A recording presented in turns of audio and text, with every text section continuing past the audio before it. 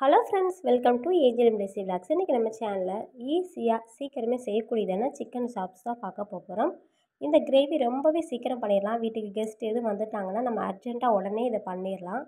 நம்ம மசாலாவை வதக்கவோ எதுவும் செய்ய தேவையில்லை. நம்ம சிக்கனுடைய எல்லா மசாலையும் ஒட்டுக்க சேர்த்து விரவிட்டு அப்படியே பண்ணுறது தான். இந்த கிரேவி வந்து ரொம்பவே டேஸ்ட்டாக இருக்கும். அதே போல் நம்ம இட்லி, தோசை, சப்பாத்தி, ரைஸ் எல்லாத்துக்குமே இது வந்து பெஸ்ட்டாக இருக்கும்.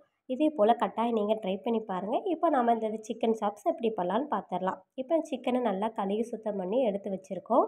கூட ஒரு 15 சின்ன வெங்காயம், அப்புறம் 2 தக்காளி பழத்தை நல்லா அரைச்சி அந்த பேஸ்ட் இதோட சேர்த்துடலாம். இப்போ இது கூட நாம் மசாலா பொருட்களை சேர்த்துலாம். 1/2 teaspoon garam masala, chicken 65 masala, சோம்புத்தூள், chicken masala, மிளகுத்தூள், மல்லித்தூள், அப்புறமா காஷ்மீரி சில்லி பவுடர், அப்புறம் மஞ்சத்தூள், அது கூடவே கொஞ்சம் சீரகத்தூள், இது எல்லாத்தையும் இதோட சேர்த்துக்கலாம். சேர்த்ததுக்கப்புறமா நம்ம இது கூட இஞ்சி பூண்டு தட்டி இதோட சேர்த்துக்கலாம். நீங்கள் பேஸ்ட் இருந்தால் பேஸ்ட்டு கூட நீங்கள் சேர்த்துக்கோங்க. இப்போ புளிப்புக்காக நான் இப்போது ஒரு 50 ml அளவுக்கு, இப்போ நான் 1/2 கிலோ கறி எடுத்திருக்கேன். நான் 50 ml வந்து தயிர் சேர்த்துருக்கேன்.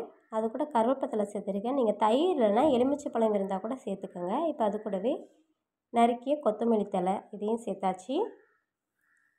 இப்போது நம்ம கறிக்கு தேவையான அளவு கல் உப்பு சேர்த்துக்கலாம்.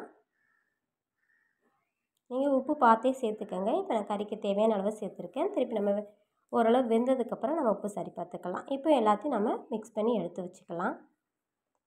இந்த மசாலா பொருட்களோட தயிர், அப்புறம் கொத்தமல்லி, கருவேப்பிலை தழை, தக்காளி, வெங்காயம் பேஸ்ட்டு இது எல்லாத்தோடு சேர்ந்து சிக்கனையும் நல்லா பிரட்டி எடுத்து வச்சுக்கலாம்.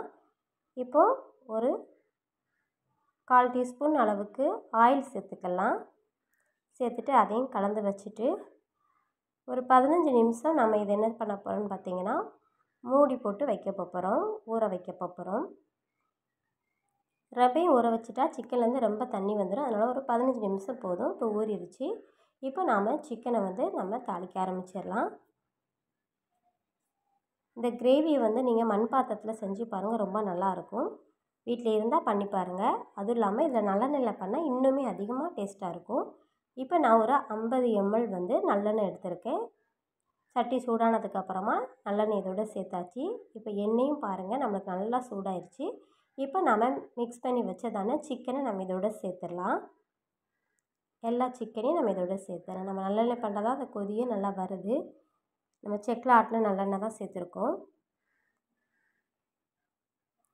இப்போ சிக்கன் எல்லாத்தையும் நல்லா இதோட சேர்த்துட்டு இதை நம்ம நல்லா பிரட்டி விட்டுடலாம். இப்போ எல்லா மசாலாவும் இதோட நல்லா வலிச்சு விட்டுருங்க.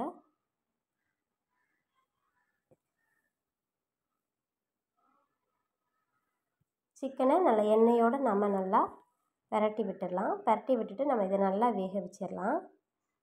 இது மொத்தமாகவே இது பண்ணுறதுக்கு ஒரு 20 மினிட்ஸ்லேயே நம்மளுக்கு இந்த கிரேவி வந்து தயாராகிடும். இப்போ பாருங்கள், நம்ம ஒரு தண்ணி கூட சேர்க்க தேவையில்லை. இல்லை நம்மளுக்கு சிக்கன்லேருந்தே தண்ணி நல்லா வந்துடும். இப்போ பாருங்கள், நம்ம தண்ணியே ஊற்றலை, நிறையா சிக்கன்லேருந்து தண்ணி வந்துருச்சு. இப்போ நம்மளுக்கு இதில் தண்ணியே இருக்கக்கூடாது. சிக்கன் சாப்ஸ் வந்து தண்ணி இல்லாமல் நல்லா கிரேவியாக நம்மளுக்கு இருக்கணும். அதனால் தண்ணி நல்லா வற்றுற வரைக்கும் நம்ம அடுப்பு வந்து மீடியமில் வச்சுருக்கலாம். அப்பப்போ வந்து நம்ம கிண்டி விட்டுக்கிட்டு இருக்கலாம். நம்ம மண் பாத்திரத்துலேயும் பண்ணுறோம். அது இல்லாமல் இந்த மசாலா எல்லாமே சேர்ந்துருக்கிறதுனால தண்ணி வற்றும்போது அதை அடிப்பிடிக்க ஆரம்பிச்சிடும். அதனால் அடிப்பிடிக்காமல் இருக்கிறதுக்காக அப்பப்போ நம்ம லைட்டாக கிளறி விட்டுக்கலாம். இப்போ பாருங்கள், இந்த எண்ணெய் எல்லாமே நல்லா பிரிஞ்சு வந்துருச்சு. எண்ணெய் எல்லாம் நல்லா பிரிஞ்சு வந்துருச்சு. சிக்கனும் பாருங்கள் நல்லா வெந்துருச்சு. தண்ணீரும் உரம் நல்லா வற்றிருச்சு. இப்போ நம்ம அடுப்பை நல்லா லோவில் வச்சுக்கலாம். இப்போ நாம் நறுக்கிய கொத்தமல்லி தழையை இதோட சேர்த்துடலாம். சேர்த்துட்டு கிளறி விட்டுட்டு நம்ம ஸ்டவ்வை வந்து ஆஃப் பண்ணிடலாம். இந்த சிக்கன் ரெசிபியை கட்டாயம் ட்ரை பண்ணி பாருங்கள், ரொம்பவே டேஸ்ட்டாக இருக்கும். இன்றைக்கி நம்ம செஞ்சதான இந்த சிக்கன் சாப்ஸ் ரெசிபி வந்து உங்களுக்கு பிடிச்சிருக்கும் நம்புகிறேன். பிடிச்சிருந்தால் லைக் பண்ணுங்கள், கமெண்ட் பண்ணுங்கள், மறக்காமல் நம்ம சேனலுக்கு சப்ஸ்கிரைப் பண்ணிடுங்க. தொடர்ந்து அடுத்த ரெசிபியில் சந்திப்போம். நன்றி, வணக்கம்.